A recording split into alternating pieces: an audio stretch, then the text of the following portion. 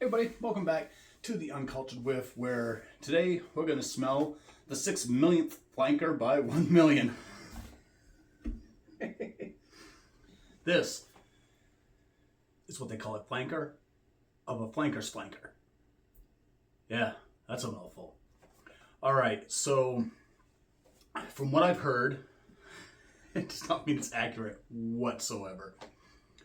1 million kind of wanted to go back to the roots of playful masculine, which is kind of where they made the bread and butter when they first came out. And none for nothing, they've all been pretty good. Some I like better than others.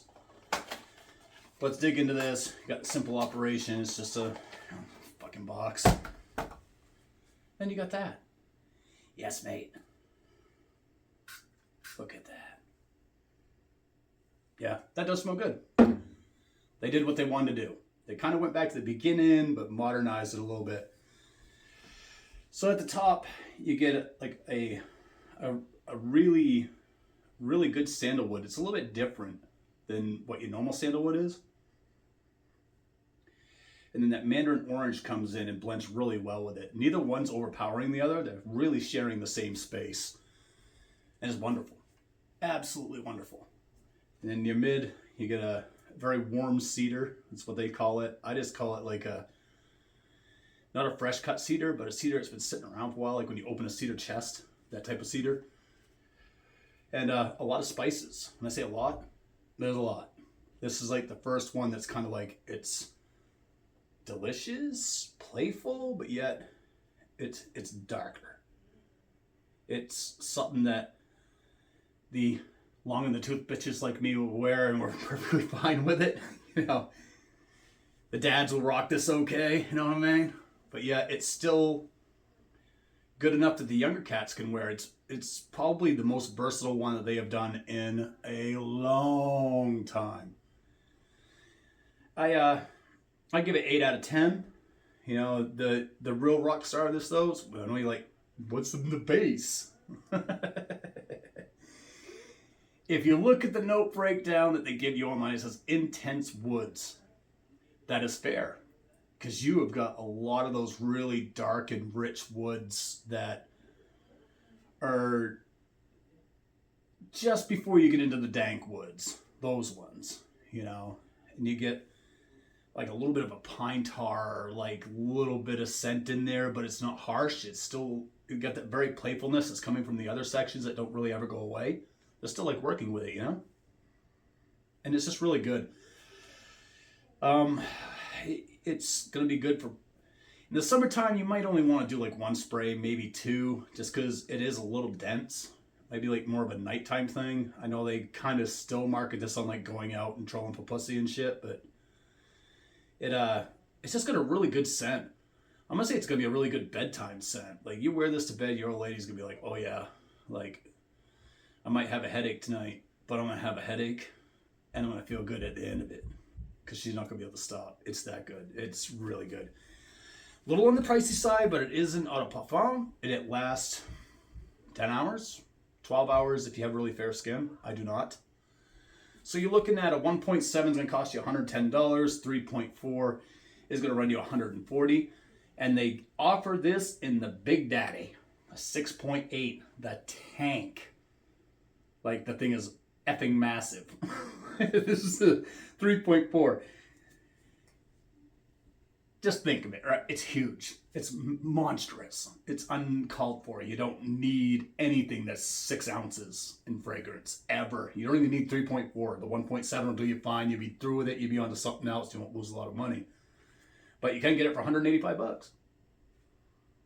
If it's a scent you like that much, you think you're going to wear it for the next, I don't know, 60 years? Go for it. Get that big bitch. You know, it's good smelling. I don't think anybody will dislike this. I know a lot of people are making fun of them because, I mean, obviously, that's just the ones that stuck around.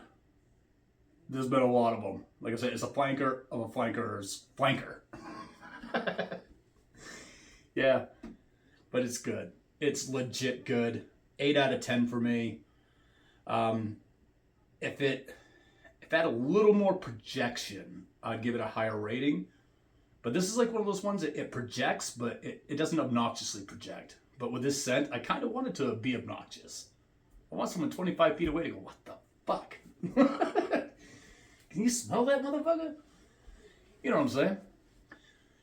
But yeah, you're only gonna you're gonna have a pretty good cloud. You're gonna have it for a minute. You know, it's gonna be there. People are gonna know you're around, and when you pass people, they're definitely gonna smell you, and they're gonna like what they smell. It is fantastic.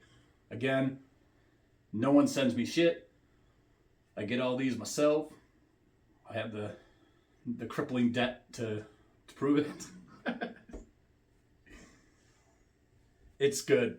Like I said, it is literally the best they've done in a long time. And this is going to be kind of a thing. A lot of the fragrances I got lately are like flankers of flankers of flankers of flankers flankers. And these companies are really stepping up. So the niche companies are... they're having a little bit of a hard time really explaining why they're charging so much, because these designers are killing it. They're just killing it. You're getting longevity. You're getting stuff that's not super simple. You got people that know you're filming a YouTube video in the other room that are so fucking retarded they can't shut the fuck up. It all comes along with it. Anyhow, that's all I got to say. Never buy it because I say it's good. Put your nose on it. Go to your local Macy's. If you can't, hunt down a sample. There's a billion places online that are safe to get samples from. That I have a lot of stuff on that wall that I won't wear. They just bottles look pretty, so I keep them. Fragrant stuff is just dumb. Don't listen to someone when they tell you to buy something. Jesus. Figure it out yourself. Look at the note breakdown. Watch people who are talking about the scent that you trust. Which means I have a better batting average of being truthful than the others. They're out there. There's a lot of good guys out there that are doing fragrance content that are really good. So yeah.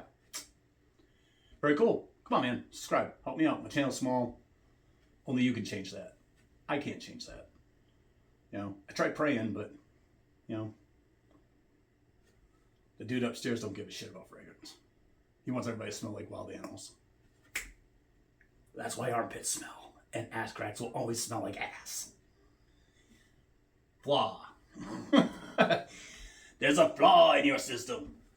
Either that or it's just to keep people away from it, but why do animals always smell it? All right. Catch you next video. Later.